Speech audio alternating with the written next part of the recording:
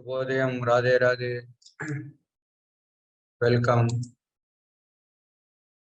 ఈరోజు మనం శ్రీకృష్ణ పరమాత్మ ఆత్మ గురించి విచారణ చేస్తున్నారు. 19 శ్లోకాల్లో ఆత్మతత్వాన్ని చక్కగా వివరించడం జరుగుతుంది. పోయిన వారం కొన్ని అట్రిబ్యూట్స్ చూసాము.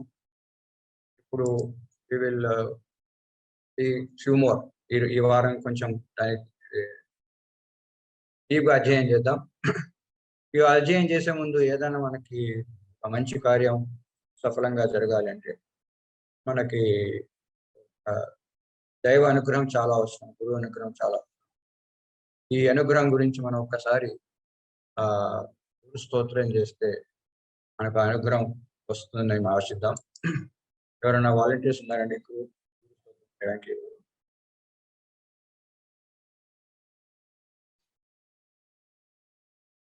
గారు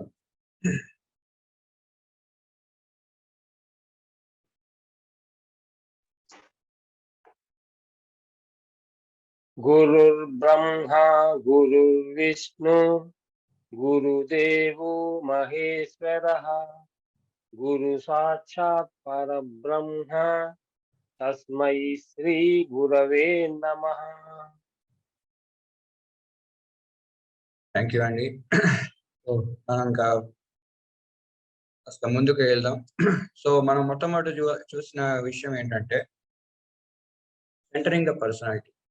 మన విజన్ ఎట్లా ఉండాలి? సో ఒకవైపు ఒక దృష్టి, మన దుర్యోధనుడికేమో వైరుల్లాగా కనబడ్డారు, అర్జునుడికేమో బంధువుల్లాగా కనబడ్డారు.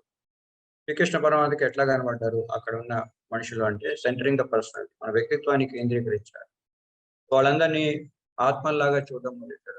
మన స్వామీజీ కూడా ఆయన ప్రవచనాల్లో ప్రారంభించే ముందు డివైన్ సోల్స్ అంటారు. సో ఆ విజన్తో, ఆ వ్యక్తిత్వంతో మనం ప్రపంచాన్ని చూడాలి. సో ఆ వ్యక్తిత్వం అన్నది 19 శ్లోకాల్లో శ్రీకృష్ణ పరమాత్మ వివరించారు. ఒకటి వచ్చేసి ఎటర్నాలిటీ, నిత్యత్వం, నిత్యంగా ఉంటుంది. తర్వాత ట్రాన్స్మైగ్రేషన్, పునర్జన్మ అంటే దేహినోస్మిన్ యదా దేహే కౌమారం యవ్వనం జర.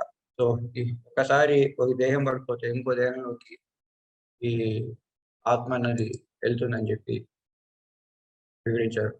తర్వాత ద రోల్ ఆఫ్ సెన్సెస్, మన ఇంద్రియాలు, ఆత్మ సంబంధించి మన ఇంద్రియాల పాత్ర ఏంటి అంటే ఈ మనకు వచ్చే సుఖ దుఃఖాలన్నీ కూడా మాత్రా స్పర్శాస్తు కౌంతేయ శీతోష్ణ సుఖ దుఃఖద. ఈ ఇంద్రియ విషయాల మీద మనకి స్పర్శతోటే మనకి సుఖ దుఃఖాలు వస్తున్నాయని చెప్పి చెప్పాడు. అయితే ఇంకొక విషయం మనం చూసాము, ఆత్మతత్వం తెలుసుకుంటే సరిపోదు, దాన్ని రియలైజ్ అవ్వాలంటే అది ఆత్మ సాక్షాత్కారం కావాలి. అది ప్రాక్టికల్ గా మనం ఈ మెడిటేషన్, మననం అనేది చేస్తూ పోతే గానీ ఆ దృష్టి, ఆ ద్రష్ట మనకి రాదు. సో మనకి ఎలాగైతే మన బాహ్య ప్రపంచంలో ఏదైనా సంగీతం నేర్చుకోవాలన్నా, ఈత నేర్చుకోవాలన్నా మనం ప్రాక్టీస్ చేస్తే కానీ మనకు అది రానట్టుగా, ఈ ఆధ్యాత్మిక విషయాల్లో కూడా మనం ఆ తత్వాన్ని తెలుసుకోవాలి అంటే, అది ప్రాక్టికల్ గా రియలైజ్ అవ్వాలంటే మనం దానికి ప్రాక్టీస్ చేయాలి. ప్రాక్టీస్ అనేది ఇంకోటి ఏంటి అంటే శ్రవణం, మననం, నిధి. శ్రవణం అన్నది థియరీ, మననం అన్నది మనం చేసే సాధన, నిధిధ్యాసం అన్నది మనకి భగవంతుడు ఇచ్చే ఆ జ్ఞానం, లోపల నుంచి వచ్చే ఆ జ్ఞానం. సో మన వేదాలు కూడా చూసాము, వేదాలు ఎలా వచ్చాయంటే అవి అవ్యక్తంగా ఉండిపోతాయి. దాన్ని ఏదో ఒక ఋషి పశ్యంతి అంటే ఒక ఋషి మంత్రద్రష్టలు ఆ మంత్రాన్ని వాళ్ళు చూస్తారు. ఆ వేదాల్ని వాళ్ళు, ఆ మంత్రద్రష్టలు ఆ గాయత్రి మంత్రాన్ని విశ్వామిత్రుడు చూశాడు. చూసిన తర్వాత ఆయన మనసులో ఒక రకంగా ఇలా చెప్తే బాగుంటుందని చెప్పి ఆయన మనసులో అది ఒక ఒపీనియన్కి వస్తాడు. ఆ వచ్చిన తర్వాత వైఖరి అంటే దాన్ని వ్యక్తపరుస్తాడు. ఇది మన ప్రాక్టికల్ రిలేషన్ కి ఇది ఉల్టా అన్నమాట. మనం ఫస్ట్ వింటాం, శ్రవణం వింటాం, తర్వాత దాని మధ్యమ అంటే దాన్ని మనం మననం చేస్తూ పోతాం. శ్రవణం చేస్తాం, తర్వాత మననం చేస్తాం. ఆ మననం చేస్తూ ఉంటే మనకు ఒక్కసారి లోపల నుంచి మనకే ఒక రియలైజేషన్ వస్తుంది. మనకే ఒక విచారణ, ఇదే ఇది అని చెప్పి ఒక ఎఫిమనీ మనకి వస్తుంది. ఆ వచ్చింది మన సంస్కారం లాగా లోపల ఉండిపోతుంది. మన వాసన లాగా ఒక సంస్కారం. అది ఎప్పటికీ మన నుంచి మన సంస్కారం. ఈ జన్మే కాదు, వచ్చే జన్మలో కూడా కొన్ని సంస్కారం లాగా ఉంటుంది. సో ఇది ప్రాక్టికల్ రియలైజేషన్స్ యొక్క పద్ధతి. అయితే నిన్న దినం చూసాం. ఇది లాస్ట్ నిన్న లాస్ట్ వారం. మాత్ర స్పర్శాస్త కౌంతేయ శీతోష్ణ సుఖ ఆగమ పాయనం అనిత్య కాంతి శిక్ష భారతం. సో ఇవి వస్తూ పోతుంటాయ్యా సుఖ దుఃఖాలు. వాటిని నువ్వు ఓర్చుకో, తితిక్ష అని ఓర్చుకో. అయితే ఒక అసైన్మెంట్ చేసాము మనం, ఎలా ఓర్చుకోవాలి. సో దానికి హనుమంతుడు లంకకి వెళ్ళినప్పుడు ఆయన ఇంద్రజిత్ బంధించి రోడ్ల మీద తీసుకెళ్తున్నా సరే, అందరూ రాళ్ళు వేస్తున్నారు, అందరూ ఎక్కిరిస్తున్నారు. ఈ హనుమంతుడికి ఏమాత్రం ఆ ప్రశాంతత తగ్గలేదు. అలాగే కామ్గా ఉండి వెళ్తున్నారు. అంత కూల్నెస్, అంత కామ్నెస్ కి కారణం ఏంటి? What is the reason for his calmness? ఇంకెవరైనా ఆలోచించారంటే ఒక విషయం, రామకార్యం చేస్తున్నాడు కాబట్టి ఆయన ప్రశాంతంగా ఉన్నాడు. ఇంకా ఎవరికైనా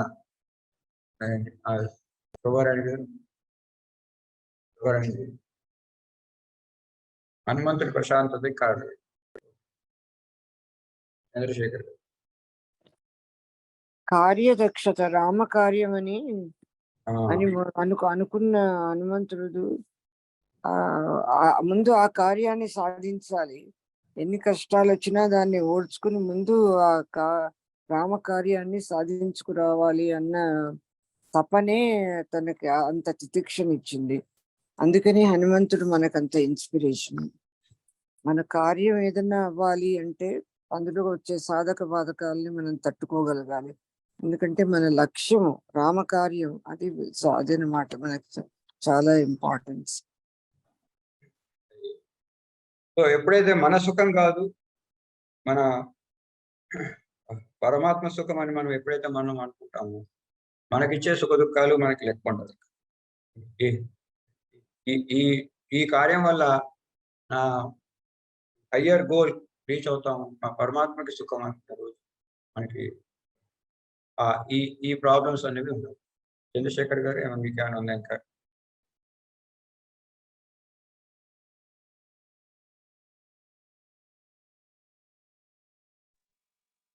దీది చెప్పేశారు కదండి. అదే రామ భక్తి ఒకటి ఆవిడ పూర్తిగా ఇంక చెప్పేశారు కదా, ఇంకేం లేదు. చెప్దాం అనుకున్నాం. సో మనకు ఆ వచ్చే తితీక్ష అన్నది, ఎప్పుడైతే ఆ తితీక్ష వస్తుందో, ఆ తితీక్ష రావాలంటే మనకు ఆ ఓర్పు సహనం రావాలంటే ఒక హయ్యర్ గోల్, హయ్యర్ పర్పస్ కోసం మనం ఏదైనా పని చేస్తూ ఉంటే ఆటోమేటిక్గా ఆ తితీక్ష అనేది మనకు వచ్చేస్తుంది.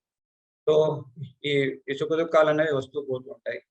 మనం వాటి గురించి అసలు ఆ సుఖ దుఃఖాలు మనం వాటి నుంచి క్రేవ్ చేయకూడదు. వాటి నుంచి మనకు సుఖం వస్తుంది అన్నది మనం క్రేవింగ్ చేయకపోతే ఆటోమేటిక్గా మనకి చాలా మటుకు ఆ ప్రాబ్లమ్స్ అన్ని ఆటోమేటిక్గా సాల్వ్ అవుతాయి. సో ఇప్పుడు ఈరోజు ఈ తితీక్ష చేయడం వల్ల లాభం ఏంటి? ఆత్ర స్పర్శాస్తు కౌంతేయ శీతోష్ణ సుఖ దుఃఖద ఆగమాపాయనం అనిత్య తాన్ తితిక్షస్తో భారత. తితిక్ష చేసుకో అని చెప్తున్నాం. దీనివల్ల అసలు what is the purpose, what is the benefit అన్నది ఈరోజు మనం శ్రీకృష్ణ పరమాత్మ దాన్ని ఎక్స్ప్లెయిన్ చేస్తాడు. దానివల్ల వచ్చే లాభాలు ఏంటి అని అది చూసే ముందు ఒకసారి శ్లోకాన్ని ప్రారంభించాలి. ఎవరైనా ఉన్నారండి వాలంటీర్స్ వాళ్ళ? వెంకట్రావు. ఓం శ్రీ పరమాత్మనే నమః. అథ ద్వితీయోऽధ్యాయః సాంఖ్యయోగః. యం హినా వ్యథయంత్యేతే పురుషం పురుషర్షభా సమదుఃఖ సుఖం ధీరం సోమృతత్వాయ కల్పతే. ఎంహీన ఎంహీన వ్యధయంతి. ఎవరున్నారండి? యం హినా వ్యధయంత్యేతే.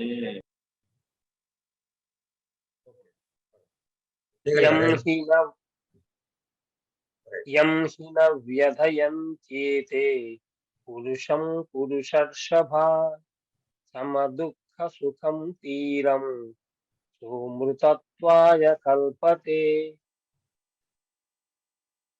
ప్రేమలతా దీది. యం హి న వ్యతత్యంత్యేతే పురుషం పురుషర్షభా సమదుఃఖ సుఖం ధీరం సోమృతత్వాయ కల్పతే.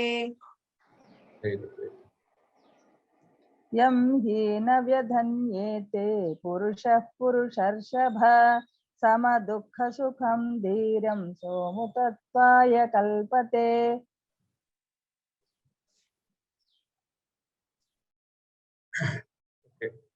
ఎంహీన వ్యధయంతేతే నా వ్యధయం ఏతే. ఏతే ఏతే అంటే ఏంటి? సుఖ దుఃఖాలు. మనం ఇందాక శ్లోకంలో మున్పటి శ్లోకంలో చెప్పారు. ఏతే అంటే ఇవి, ఇవి అంటే ఏవి? సుఖ దుఃఖాలు. నా వ్యధయంతి, నా వ్యధయంతి, వీటికి వ్యధ చెందకూడదు, వీటికి వ్యధ చెందకూడదు. యం యం అంటే ఎవరైతే, ఎవరైతే వీటికి వ్యధ చెందారో పురుషం, అలాంటి పురుషులు, పురుషులు అంటే మనుషులు అనుకో, పురుషులు. హే పురుషర్షభ, పురుషర్షభ అని అర్జున్ని పిలుస్తున్నారు. పురుషుల్లో శ్రేష్టమైన వాడా, పురుషుల్లో ఎద్దు లాంటి వాడా, వృషభం అంటే. సో పురుషుల్లో ఎద్దైన వంటి వాడా అని అర్జుని పిలుస్తున్నారు. హే పురుషర్షభ యం న వ్యధయం ఏతే, వీటికి ఎవరైతే వ్యధ చెందరో, ఏ పురుషులైతే వీటికి సుఖ దుఃఖాలకి వ్యధ చెందరో వాళ్ళకి ఏమవుతుంది? సమదుఃఖ సుఖం ధీరం. ఎవరైతే ఈ సుఖ దుఃఖాన్ని సమానత్వంతో చూస్తారో అట్లాంటి ధీరుడు సహా అమృతత్వాయ కల్పితే, వారికి అమృతత్వం వస్తుంది. అమృతత్వం అంటే మోక్షానికి అర్హులవుతారు. ఎవరైతే ఈ సుఖ దుఃఖాలని సమత్వంతో చూస్తారో వారు మోక్షానికి అర్హులవుతారు. ఈ ఎందుకు ఓర్చుకోవాలి? ఎందుకు? What is the reason for tolerance? ఎందుకు ఓర్చుకోవాలి అంటే నీవు దీనికి మోక్షానికి అర్హులవుతావు. ఇప్పుడు మళ్ళీ ఒకసారి ఫస్ట్ నుంచి చూస్తాం. మనకు సుఖ దుఃఖాలు ఎందుకు వస్తాయి? ఈ ఇంద్రియ విషయాలతో స్పర్శ చేయడం వల్ల. when senses come in contact with sense objects, మన ఇంద్రియ విషయాలతో ఎప్పుడైతే స్పర్శలోకి వస్తాయో వాటి వల్ల మనకి సుఖ దుఃఖాలు. అప్పుడు ఏం చేయాలి? సుఖ దుఃఖాలని ఓర్చుకోవాలి. ఓర్చుకోవాలంటే ఫస్ట్ ఆఫ్ ఆల్ మనం మొట్టమొదటి చేయాల్సింది ఏంటంటే ఆ ఇంద్రియ వస్తువుల్లో మనకు సుఖం లేదు అన్నది మనం వాటిలో ఆ ఇంద్రియ వస్తువుల్లో మనకు సుఖం ఆశించవద్దు.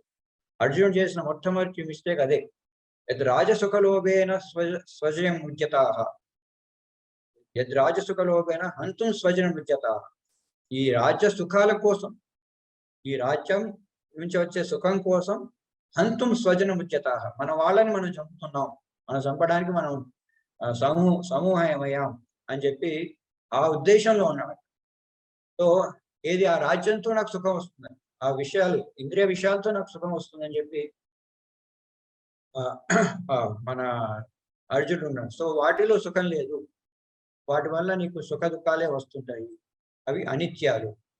సో వాటిలో సుఖం ఆశించవద్దు. ఎందుకు? అవి అనిత్యాలు, అవి వస్తుంటాయి వస్తుంటాయి.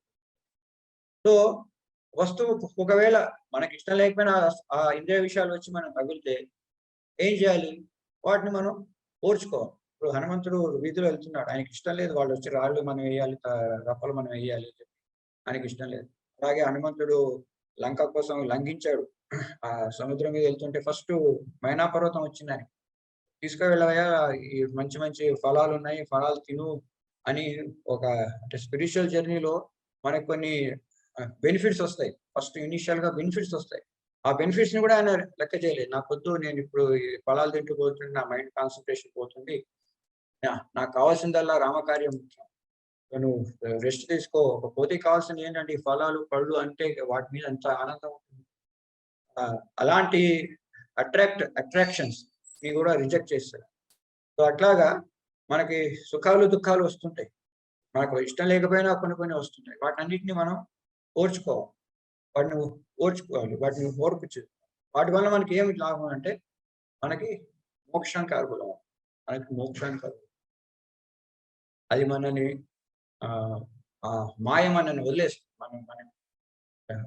మనని ఫ్రీ చేసేస్తుంది. ఓకే. సో ఈ ప్రాపంచిక విషయాల్లో మనకి సుఖ దుఃఖాలు ఉన్నాయి. వీటిలో అవి అనిత్యాలు. మరి నిత్యమైన వస్తువు ఏంటి? మన ఆత్మకి ఏం కావాలి? యాక్చువల్గా దాని ఏం కోరుకుంటుంది? ఈ ప్రాపంచిక విషయాల్లో ఇవేవి తీసుకోవద్దు అంటున్నావు, ఇవన్నీ టెంపరీ అంటున్నావు, అవి వస్తుంటాయి పోతుంటాయి అంటావు. ఒకవేళ అవి వాటి కర్మగాలు మనకు వచ్చినా వాటిని ఓర్చుకోవాలంటున్నాం. అసలు మనం దేని గురించి మన తాపత్రయం, మన ఆత్మకు అసలు ఏది సుఖం ఇస్తుంది? దేని గురించి మనం ఆత్మ సుఖలాడుతాం? అసలు దుఃఖమే రాకుండా అంటే ఏం చేయాలి? ఇలాంటి ప్రశ్నలు రావచ్చు. కాబట్టి శ్రీకృష్ణ పరమాత్మ నెక్స్ట్ వర్స్లో దీన్ని చక్కగా ఎక్స్ప్లెయిన్ చేస్తారు. సో మనకు సుఖ దుఃఖాలు వచ్చేదాన్ని ఓర్చుకుంటే మనకు మోక్షానికి దారి తీస్తుంది. ఈ ప్రాపంచిక విషయంలో సుఖం అన్నది మనం ఎక్స్పెక్ట్ చేయకపోతే మనకి చాలా మటుకు ప్రాపంచిక విషయాల వెనకాల మనం పరిగెత్తాలి. ప్రాపంచిక విషయాల వెనకాల పరిగెత్తకూడదు. అసలు దేనికి వెనకాల పరిగెత్తాలి? ఏది మనకి నిజమైన సుఖం? What is the real happiness? Where is the real happiness? ఇవి టెంపరీ అంటున్నావు ఈ ప్రాపంచిక విషయాలు, బట్ రియల్ హ్యాపీనెస్ అన్నది ఎక్కడ ఉంది అన్నది మనకి నెక్స్ట్ శ్లోకం శ్రీకృష్ణ పరమాత్మ. ఇంకెవరు ఉన్నారంటే వెంకట్రావు గారు ఆల్రెడీ చెప్పినట్టు. రాజేశ్వరి దీది.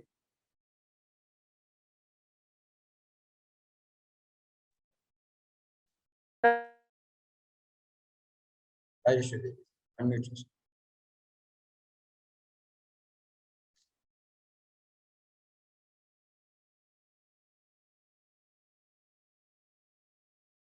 రాజలక్ష్మి దేవి మీరు.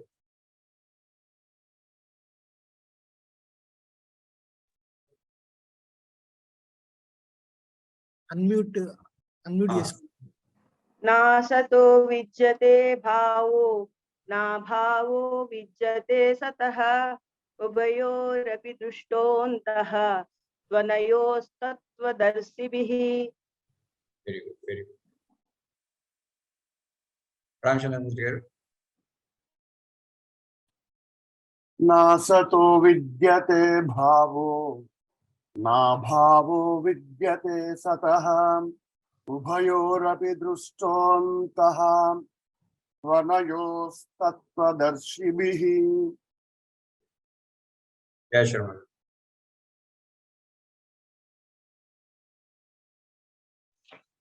నాసతో విద్యతే భావో న భావో విద్యతే సతః ఉభయోరపి దృష్టోంతః తన్వయో సత్వదర్శిభిః.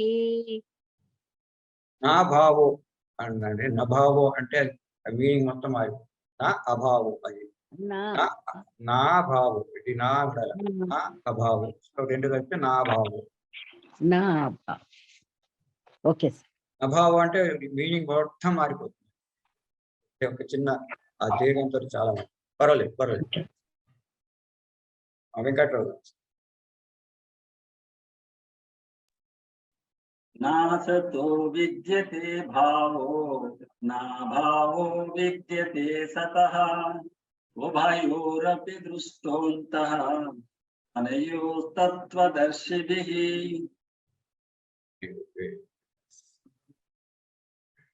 ఇక్కడ మనం చూడాల్సిన విషయం నా అసతో విద్యతే భావో. సో అసతో విద్యతే నా భావో, నా అభావో విద్యతే సతః. ఇది కొంచెం జాగ్రత్తగా మీరు వినాలి. అసతో అంటే అన్రియల్, మిథ్యా అనడానికి లేదు, అది అన్రియల్ అన్నది కరెక్ట్ వర్డ్ అండి. అది సత్యం కాదు అని. నా అసతో విద్యతే భావం. నా అన్నది ఇక్కడ భావం ముందు రావాలి. నా అన్నది భావం. అసతో విద్యతే నా భావం, నా అభావో విద్యతే సతః. ఇది ఒకసారి కొంచెం జాగ్రత్తగా, ఏదైతే సత్యం కాదో నా అసతో అంటే సత్యం కాదు, సత్యం కాదు అది దాని గురించి తెలుసుకో. ఏమని? నా భావో, వాటికి ఉనికి లేదు, ఆర్ దానికి స్థిరత్వం లేదు, దానికి స్థిరత్వం. అసత్యం ఏదైతే ఉందో దానికి నా భావో, దానికి స్థిరత్వం లేదు. తతః విద్యతే నా అభావో, ఏదైతే సత్యమో దానికి అభావం అన్నది లేదు. ఏదైతే సత్యమో దానికి అభావం అన్నది. Now what is the real happiness? సత్ చిత్ ఆనంద్. భగవంతుడు సత్ చిత్ ఆనంద్. ఆనందం అంటే ఫైనైట్ హ్యాపీనెస్. దాంట్లో హ్యాపీనెస్ కి అభావం లేదు. తతః విద్యతే న అభావం, తతః విద్యతే న అభావం. సో ఏదైతే సత్యమో దాంట్లో అభావం అన్నది లేదు, ఎప్పటికీ దాంట్లో సుఖం ఉంటుంది. సో ఈ ప్రాపంచిక విషయాల్లో చూస్తే అనిత్యాలు వస్తుంటాయి పోతుంటాయి, వస్తుంటాయి పోతుంటాయి. ఏదైతే సత్యమో, ఏదైతే రియల్, ఏదైతే ఎప్పటికీ ఉండేదో అది దాన్ని కనుక తెలుసుకుంటే దాంట్లో ఈ ఈ సుఖ దుఃఖాలు, ఇదంతా దేని గురించి మాట్లాడుతున్నాడు? సుఖ దుఃఖాల గురించి మాట్లాడుతున్నాడు. అభావం లేదు. దెర్ ఇస్ నో అభావం, there is no death in that. So సతత విద్యతే నా అభావం. అదే అసత్లో ఏదైతే రియల్ కాదు, ఏదైతే టెంపరీ, ఏదైతే దాంట్లో అసతో విద్యతే నా భావం. వాటిలో నీకు ఈ సుఖం అనేది టెంపరీగా ఉంటుంది, అది ఎప్పటికీ పర్మనెంట్ గా. దాంట్లో ఒక డెత్ ఈజ్ ఆల్వేస్ దేర్. ఉభయోరపి దృష్టవంతః, ఈ రెండిటి మధ్య వ్యత్యాసం సారాంశం చూసిన వాడు. పనయో తత్వదర్శి, ఈ రెండిటి మధ్య వ్యత్యాసం ఈ తత్వదర్శిభి. మళ్ళా చూడండి ఒకసారి, తత్వవేత్త అనలేదు, తత్వదర్శిభి. ఎవరైతే తత్వాన్ని చూశారో, మనం ప్రాక్టికల్ గా రిలీజ్ అయినప్పుడు ఈ రెండింటి మధ్య యథార్థం, ఈ రెండిట్లో ఈ డిఫరెన్స్ ని వాళ్ళు ఎసెన్స్ ని గమనించారు. దృష్టవంత అంతం, దాని యొక్క ఎసెన్స్ ని వాళ్ళు గమనించారు. సో తతః విద్యతే నా అభావ. సో ఏదైతే సత్యమో దాంట్లో అభావం అనేది లేదు, ఏదైతే అసత్యమో, ఏదైతే టెంపరీయో దాంట్లో డెత్ అన్నది ఉంది. ఈ రెండిటి మధ్య ఉన్న ఈ వ్యత్యాసాన్ని తత్వదర్శులు చూశారు. తత్వదర్శులు అంటే ఎవరైతే రియలైజ్ అయ్యారో వాళ్ళు దీన్ని తెలుసుకున్నారు. తత్వజ్ఞానులు ఈ విషయాన్ని గమనించారు, చూశారు. ఇది మన శ్రీకృష్ణ పరమాత్మ సుఖ దుఃఖాల గురించి, ఏ సుఖాన్ని మనం కోరుకోవాలి అనే దాని గురించి.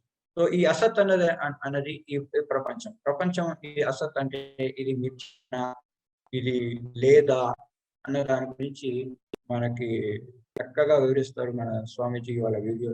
అదొకసారి మనం వింటే చాలా మటుకు మనకి క్లారిఫికేషన్ అవుతుంది. సో ఇది మనం ఇప్పటిదాకా అంటున్నాం. ఈ అసత్ అన్రియల్, ఎవర్ చేంజింగ్, దాంట్లో అభావం అనేది ఉన్నది. సో దీంట్లో ఎవర్ చేంజింగ్ దాంట్లో మనకి ఈ happiness, there is the death of happiness. నా అభావ విద్యతే సతః. ఎప్పుడైతే సత్యంలో ఉన్న దాంట్లో ఈ హ్యాపీనెస్ కి అభావం అన్నది లేదు, ఈ అసత్యానికి అస్తిత్వం లేదు, మరియు సత్యానికి అభావం లేదు. ఈ రెండింటి మధ్య ఎవరైతే ఆ డిఫరెన్స్, ఆ ఎసెన్స్ ని, ఆ సారాంశాన్ని చూశారో వాళ్ళు ఈ విషయాన్ని వాళ్ళు బాగా తెలుసుకున్నారు. సో నిజమైన సుఖం అన్నది భగవంతుడిలోనే ఉంది. సచ్చిత్ ఆనంద్, సచ్చిత్ ఆనంద్, ఆ దాంట్లోనే మనకి నిజమైన సుఖం. స్వామీజీ కూడా తర్వాత ఈ వీడియోలో చెప్తారు, తద్విష్ణు పరమం పదం సదా పశ్యంతి సూర్య.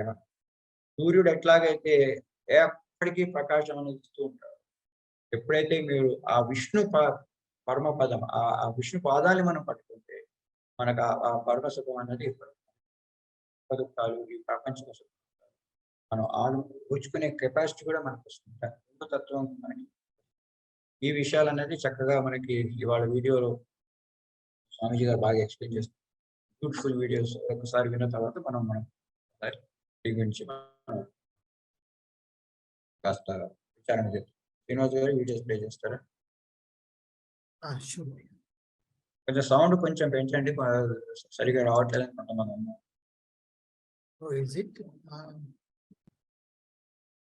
He says something very big. He is explaining the reward of being tolerant. He says that wise person who can tolerate both sukh and dukh, happiness and distress, becomes eligible for amritatva or liberation. This is actually the philosophy of Sankhya. You see, in the Bhagavad Gita, what Sri Krishna has done, he has summarized all the Shadadarshans. In our Vedic system, there are 6 darshans or 6 philosophical treatises, 6 schools of philosophy written by 6 great acharyas. So Maharshi Jaimini wrote Mimamsa Darshan, in which he explained karma and karma kand. Maharshi Vedavyas wrote the Vedanta Darshan, which is pure philosophy. Maharshi Gautam wrote the Nyaya Darshan, which is full of logic and systems, epistemology of philosophy. Maharshi Kanad wrote the Vaisheshik Darshan, which is an analysis of the different elements, etc. Maharshi Kapil wrote the Sankhya Darshan. Maharshi Patanjali wrote the Yoga Darshan. So in the Sankhya Darshan, the philosophy says there is Purush and Prakriti. So Purush is the soul, Prakriti is Maya, the material energy. When the soul endeavors, the Purush endeavors to enjoy Prakriti, to enjoy the material energy, there is no end to miseries. The material energy engulfs. All right, come. I will meet you, but I'll meet you in this way. You know, like there is a saying, bhog leads to rog. You try and do bhog, and it will result in rog. You try and enjoy, and the world rewards you in disease. So the Sankhya Darshan says that this Purush, when it tries to enjoy Prakriti, it leads to misery. And if the Purush can stop this pravritti, this endeavor for enjoying Prakriti, then this material Prakriti releases it. In other words, it becomes eligible for liberation. So the Sankhya Darshan says, at present, you are unhappy. Everybody is unhappy. Kutrapi kopi sukhi tadapi dukkha shabalamati dukkha pakshe nikshipante viveshaka. The Sankhya Darshan says, you are not happy, you are not happy, you are not happy, you are not happy, nobody is happy. So now think, why am I not happy? Let this be the launching pad to launch yourself out of mundane existence. One person is all right, just my family, my members, my relatives, my job, my food. One person goes beyond. There must be something beyond this in life. Now, how does a person go beyond? Either it was his sanskars of past life that make him think, no, that's not all, think beyond. Or the miseries of this life become too much. So when the burden of misery becomes too much, a person is forced to think, what is behind all this? So that is what the Sankhya Darshan says. Dukkha trayabhighata jigyasa tadibhighatake hetau. Inquire into the source of misery. Why am I suffering? Why should I be suffering? It's not my birthright to suffer. It's my birthright to be happy. Why am I suffering? Think. That will lead you towards knowledge. Just like how did Arjun strike on this knowledge? When the misery became too much, he says, Shri Krishna, what is all this? I am in ignorance, give me knowledge. So when we are suffering too much, we start thinking, why am I suffering? How will I get out? So similarly, the Sankhya Darshan says, let the misery be your launching pad. So in this way, a person who, according to Sankhya Darshan, can stop endeavoring to enjoy Prakriti, that person becomes liberated. Shri Krishna is mentioning that philosophy out here, that your sukha, dukh, these dualities of pleasure and pain, if you can become indifferent to both, you are qualified for liberation.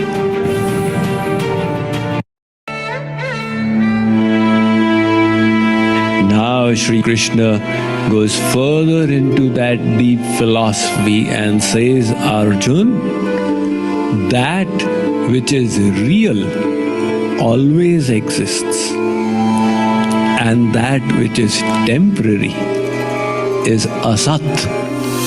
So earlier he had explained that this pleasure and pain are temporary experiences. You know, the way bliss is defined in the scriptures, it says bliss is that which will always remain. If it is temporary, it is not bliss. Like people say, you know, Swamiji, yesterday I had a gala time. What happened? Oh, I went to see that particular museum in DC, in that place, and then I went to the restaurant, and then I went and had a dance, and all right. So then you were very happy? Yes. And what happened today? Today, you know, I was down with fever, I had virus, and also my television was not working, my car broke down, my air conditioner was also giving problems. I was sitting at home and getting bored. So that happiness you got yesterday went away today? Yes, that is not real happiness, which will come and then go. It's not real happiness. Real happiness will be that which once you get it, it will remain forever. There is the incident of Guru Nanak when he was returning from Arabia and he went to the court of the Emperor Babur. So Babur, seeing that a very elevated fakir has come, he welcomed him. And he gave him a cup of bhang, of opium, and said, Sai Ji, take this. Nanak was experiencing the bliss of the name of God. He was chanting the name and in eternal bliss. So he said, Bhang, tambaku, chotara, utar jaye parbhat. Naam khumari nanaka, chadhi rahe din raat. This experience of bliss from bhang, tambaku, etc., it will be finished in the morning. There will be a hangover. You know, when people drink, the next day they are down with a headache, so that is called a hangover. So next day there will be a hangover.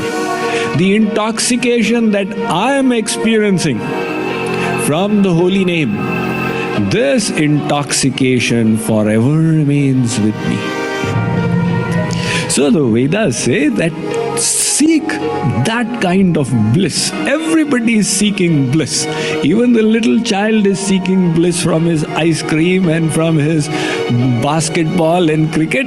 But seek such a bliss that will always remain. That is the bliss of uniting with God. Tad Vishnu Paramam Padam Sada Pashyanti Suraya. Because once you attain God, you will attain Him forever. It's not that, yesterday I attained God, but then today I'm back in Maya. Sada pashyanti sureha, forever. So the bliss of God will also remain forever. Shri Krishna says, Arjun, these experiences of misery, etc., they are temporary, hence they are unreal. Like your experience in a cinema hall. When you go into a cinema hall, an illusion is created that is unreal. So now you people have been watching cinema for many years, you know it is an illusion. The first movies started off in India. Our elders would tell us that first when the movies started off, people would go to the movie hall, and when there was a tragedy, then they would all be crying out there. Because they could not distinguish between the illusion and reality. They would think, actually this person is suffering, how bad this villain is, why is he troubling him like this? So they would accept the illusion as a reality. So Shri Krishna says that, Arjun, that which is not permanent is not a reality. Now what about this world? This is also not permanent. This is also changing. Heraclitus said, you cannot step into the same stream twice. Why? You take one step, the next time you step in, the stream has changed.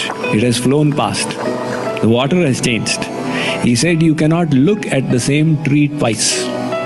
You look at it once, you look at it again, it's changed. So similarly, this world is always changing. In fact, sansar, the word for world in Sanskrit, sansar, it means sansaratiti sansara. Jo sarakta jai, which keeps moving. Gachatiti jagat, which keeps on walking, that is the world.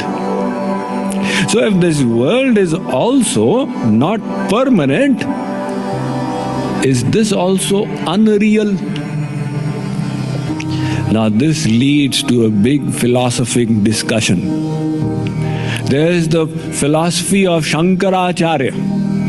He says, yes, the world is not sat, it is not real, it is mithya. Mithya means non-existent. The world doesn't exist. It's created by your mind. What does that mean? Like you dream? So the dream is non-existent, it's created by your mind. Similarly, this world is a creation of your mind. This philosophy exists in the West as well. There was Berkeley, the father of idealism, and there have been other philosophers. Fichte, Hegel, Kant, even Plato, who established subjective idealism, objective idealism. Two kinds of idealistic philosophies. So we have got in the Indian system this concept that Brahma Satyam Jagan Mithya Jivo Brahmaiva Natara. Jagan Mithya means the world doesn't exist. It's a creation of your mind. Now, there are other philosophers. Jagadguru Madhvacharya, who established Dvaitvad. Jagadguru Ramadacharya, who established Vishishtadvaitvad. Jagadguru Nimbarkacharya, who established Dvaitadvaitvad. Mahaprabhu Vallabhacharya, who established Vishuddhadvaitvad.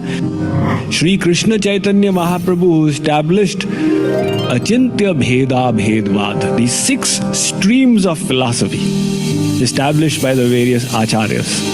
So these 5 great philosophers and saints, they say no, the world is existing. Why? Because you are eating. It's not an illusion. We will pass away, the world will remain. If it was our creation, the world should have finished. If we have all created the world with our mind, how come we have created exactly the same world? We should all have created different worlds. And it is such an intricate world, from the tiniest quark to the biggest galaxy. If our mind has created it, our mind has done an amazing feat. And the Vedas say that God is pervading this world. Tat srishtva tadeva anupravishat. He creates the world and he pervades it. So if Isha Vasyam Idagvam Sarvam, if God is all pervading in this world, how can it have no existence at all? So the Vaishnava Acharya said that the world does exist. It is asat, which Sri Krishna says here.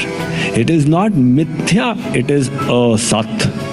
Asat means temporary. Not non-existence, temporary. So Sri Krishna is saying that which is temporary is not eternal.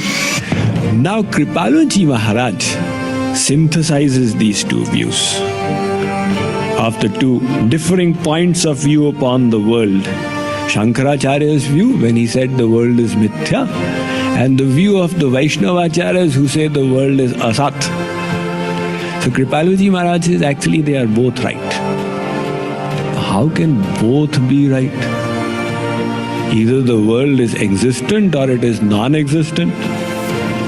He says no, there are two kinds of worlds.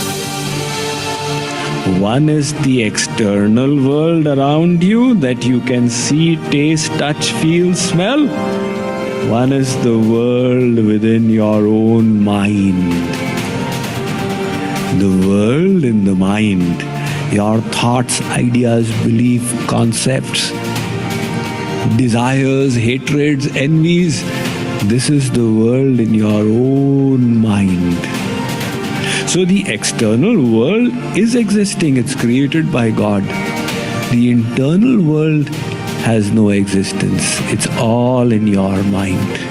That is mithya, not the external world. You will say, Swamiji, there is a world inside us as well. That's right. You contact it when you sleep. When you are sleeping, in your dream, you are seeing, hearing, tasting, touching, walking. How are you doing it? Your eyes are all closed under that comforter. With which eyes are you seeing? You are not seeing this world. You are seeing the world of your own mind. So there's a world inside us that's very big, that God has not created, we have created. God's world, the external world, that is one for everybody. If there is a microphone, there's a microphone for everyone. But the internal world is different for everyone. You purchased your new Cadillac car. This is the external world.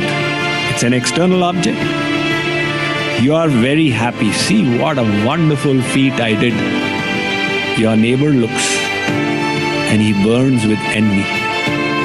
Look, this fellow, how did he get such an expensive car?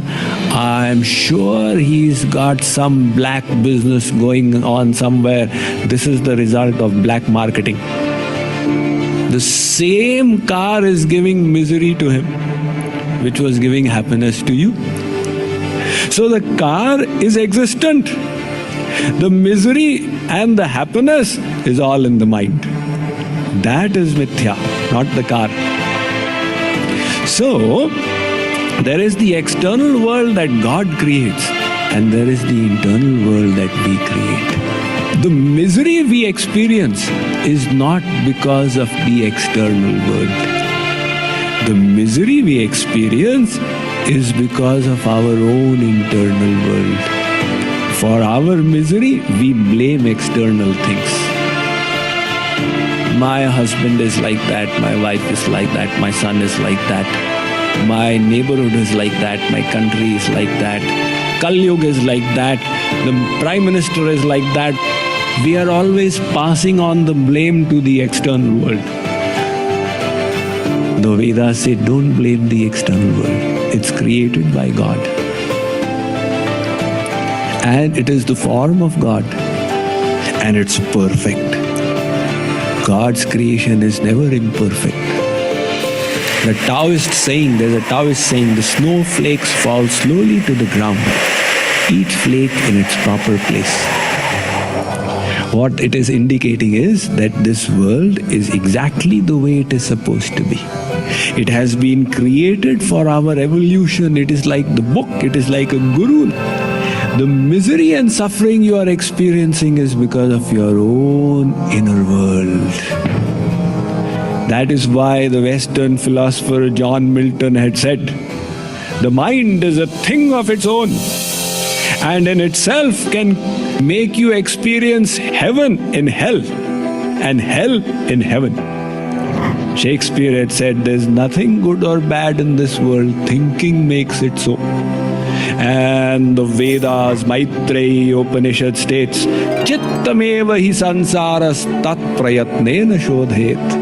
The sansar that is binding you is not the external world. It is the chit, your own mind. Tat prayatnena shodhet. Cleanse that mind. And living in this world, you will be at total peace. And in the Vedic tradition, there have been great kings who did it. There was Janak. There was Dhruv, Prahlad. They had a huge family. They were doing their kingly duties. They were discharging Sam, Dam, Dand, Bhed.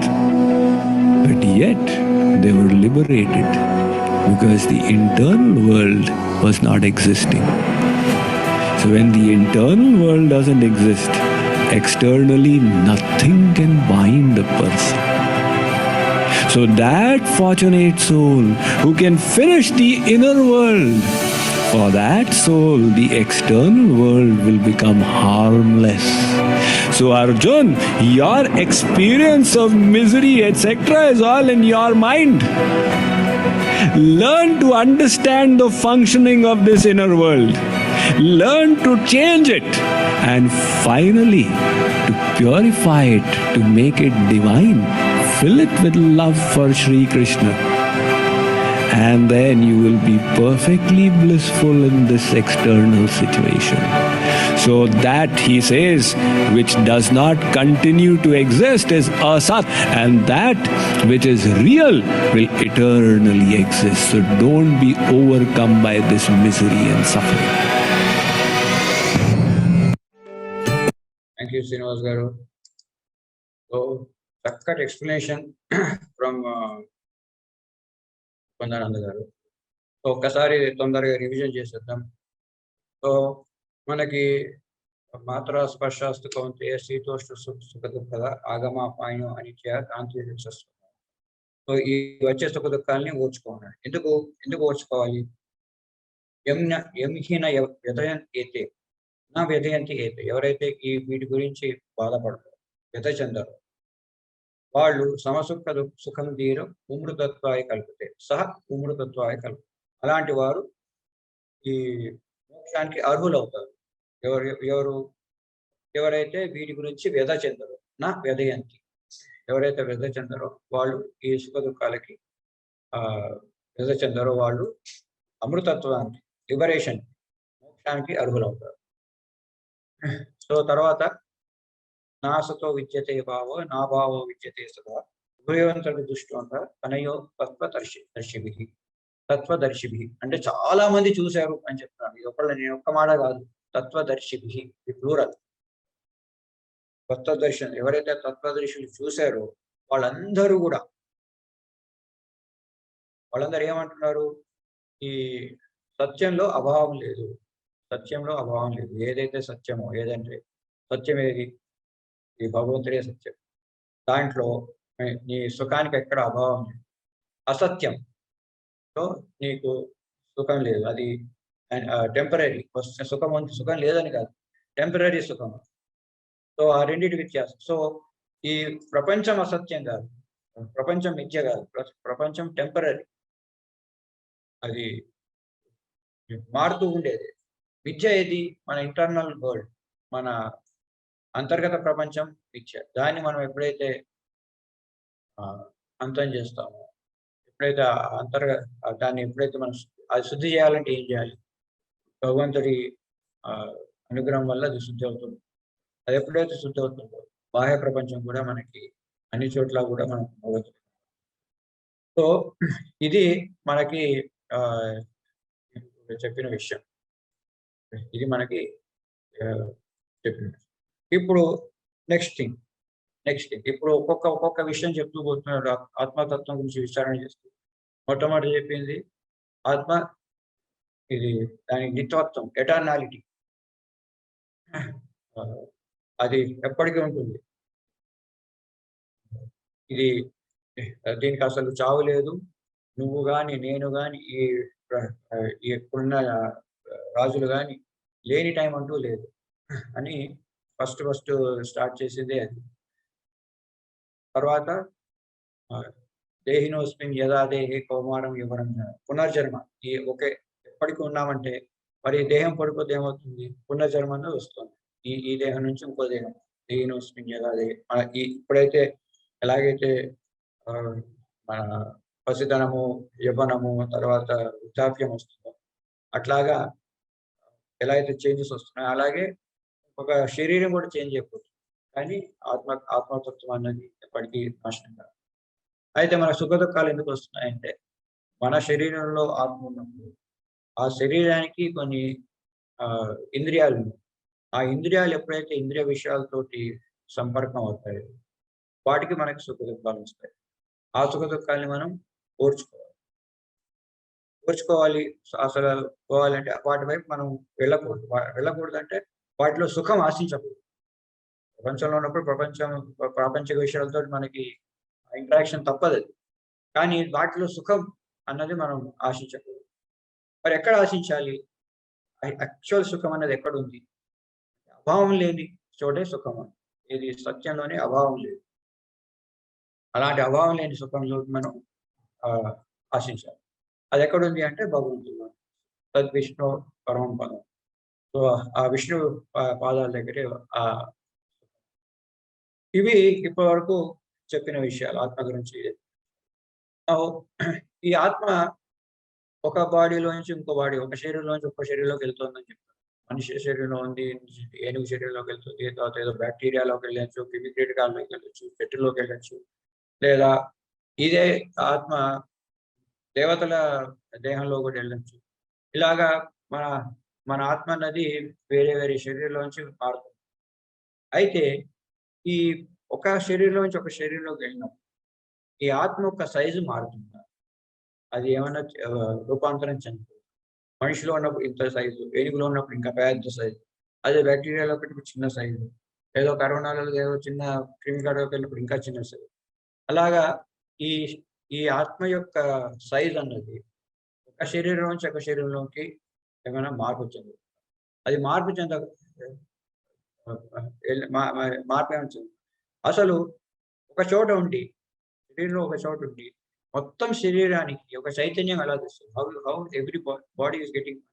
మనకి కింద కాళ్ళు ముందుకు వచ్చుకున్నా నొప్పి వస్తుంది, తలలో వెంట్రుక పీకినా ఎవరైనా లాగినా మనకి నొప్పి వస్తుంది. ఇలాగా డిఫరెంట్ ఏరియాస్ ఇక్కడ ఎవరైనా కొట్టినా నొప్పి వస్తుంది. సో ఈ నొప్పి అదే మనిషి శరీరం పోయిన తర్వాత ఎక్కడ మీరు ఏం చేసినా సరే ఆ నొప్పి అన్నది ఎవరికి ఆ వ్యక్తి. కానీ మనిషి శరీరంలో ఆ జీవం ఉన్నంత కాలం ఎక్కడ మనం టచ్ చేసినా కానీ ఆ చైతన్యం అనేది రిఫ్లెక్ట్ అవుతూ ఉంటుంది. సో ఒక చోట ఉంది అంటే ఆ మనిషి ఏనుగంత అయినప్పుడు ఏనుగంత పెద్దగా అయిపోతుంది ఆత్మ. మనిషి ఉన్నప్పుడు మనిషి అంత పెద్దగా అయిపోతుంది ఆత్మ. బ్యాక్టీరియా ఉన్నప్పుడు బ్యాక్టీరియా చిన్నగా అయిపోతుంది ఆత్మ. ఈ బాడీ మొత్తానికి ఎలాగా చైతన్యం వస్తుంది? ఇవన్నీ ఈ తర్వాత శ్లోకాల్లో చక్కగా మన శ్రీకృష్ణ పరమాత్మ ఎక్స్ప్లెయిన్ చేస్తారు. తర్వాత శ్లోకాలు ఇవన్నీ ఏంటంటే ఆ ఆత్మతత్వం యొక్క విచారణ. We have to centre hour personality. మనము మన వ్యక్తిత్వాన్ని ఆత్మకి కేంద్రీకరించాలి. ఆ కేంద్రీకరించాలి అంటే ఈ ఆత్మతత్వం దాని గురించి మనం చక్కగా తెలుసుకోవాలి. ఆత్మతత్వం, ఆత్మకు కావాల్సింది సుఖం ఏంటి? అభావం లేని సుఖం. అది ఆత్మ ఒక శరీరం నుంచి ఒక శరీరం, అది దానికి నిత్యత్వం ఉంది, అది దానికి ఎటర్నాలిటీ ఉంది. అయితే ఈ ఆత్మ యొక్క సైజ్ అనేది మారిపోతూ ఉంటుంది, సైజ్ అనేది చేంజ్ అవుతుంది. ఇవన్నీ కూడా మనకు వచ్చే శ్లోకాల్లో మనం చూద్దామండి. రామచంద్ర గారు.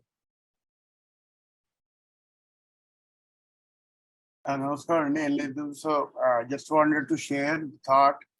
So 180 degrees turn. Actually, so far all my life I've been అంటే ఈ ప్రపంచంలో సుఖం పొందాలనే మా ప్రాకులాట.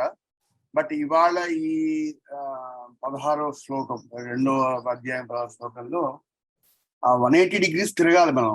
అంటే ప్రపంచానికి భిన్నంగా లోపలికి వెళ్ళాలి. అంటే మనం we are actually searching for happiness in the wrong direction.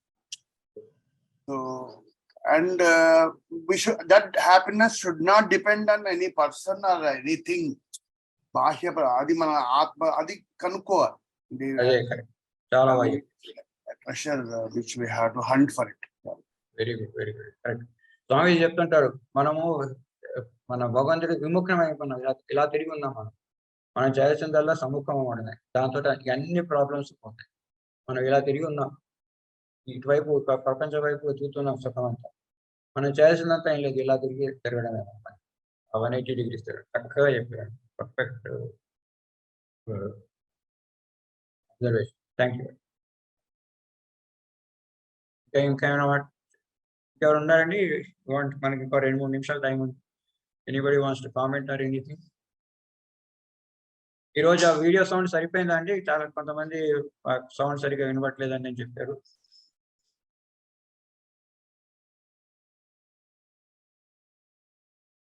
ఎవరండి?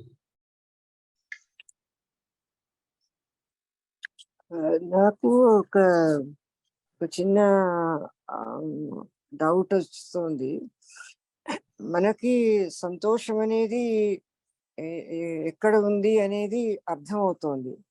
అయితే మనని మనము చేంజ్ చేసుకుని మనము మంచి పనులు చేస్తూ మంచి చేస్తూ తర్వాత సత్కర్మాచరణలు చేస్తూ ఉంటే దాంట్లోంచి వచ్చే ఆ కాస్త సంతోషము, దాన్ని ఏమనాలి? అదేనా అది రియల్ హ్యాపీనెస్ అవుతుందా కాదా? అంటే మనం ఇప్పుడు మన అన్ని చెప్పినట్టు సాధన చేస్తూ ఉంటాము, అన్ని చదువుతూ ఉంటాము, చాలా దానాలు చేస్తూ ఉంటాము, అన్ని సపోజ్ ఆ చేస్తున్న ఆ మనిషికి వచ్చే అలౌకికమైన ఆ సంతోషము, దాన్ని ఏమైనా నిజమైన సంతోషం అని అనుకోవచ్చా లేదా అన్నది ఒక చిన్న డౌట్ వచ్చింది. అది మనకి ఈ సంతోషాలకి ఒక మెట్లు ఉందండి. అది మనం వచ్చే వాటిలో చూద్దాం. ఈ భూమి ప్రపంచం మొత్తానికి ఒక రాజు, భూమి ప్రపంచాన్ని మొత్తానికి ఒక రాజు ఉంది. భూమి అంతా అది నిష్కంటకం, దాంట్లో ఏమీ ప్రాబ్లమ్స్ లేవు. ఆయన యవ్వనంలో ఉన్నాడు, 25-30 ఏళ్ళ వయసులో ఉన్నాడు. ఆయనకి రోగాలు ఏమీ లేవు, రాజ్యం అంతా నిష్కంటకంగా ఉంది. అట్లాంటి రాజుకి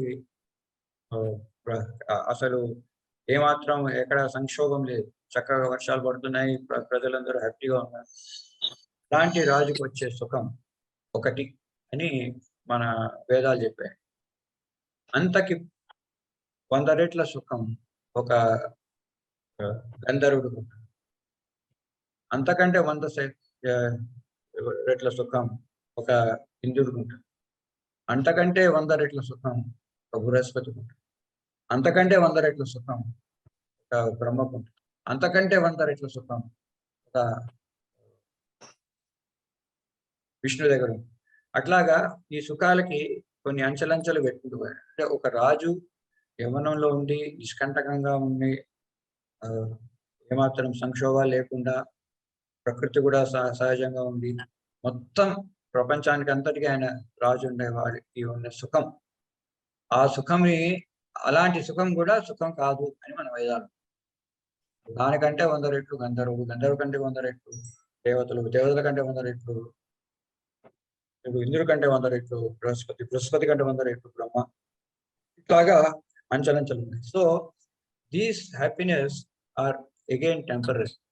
సో మంచిదే, అదంతా మంచిదే. ఆ మంచి కార్యాలు మనం సహజంగా చేస్తూ ఉంటాం. ఎప్పుడైతే మనం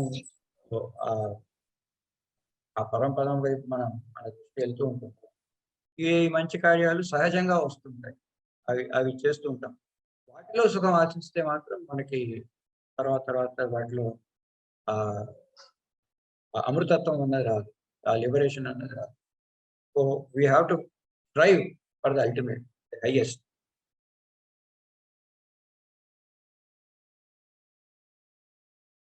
అవునండి.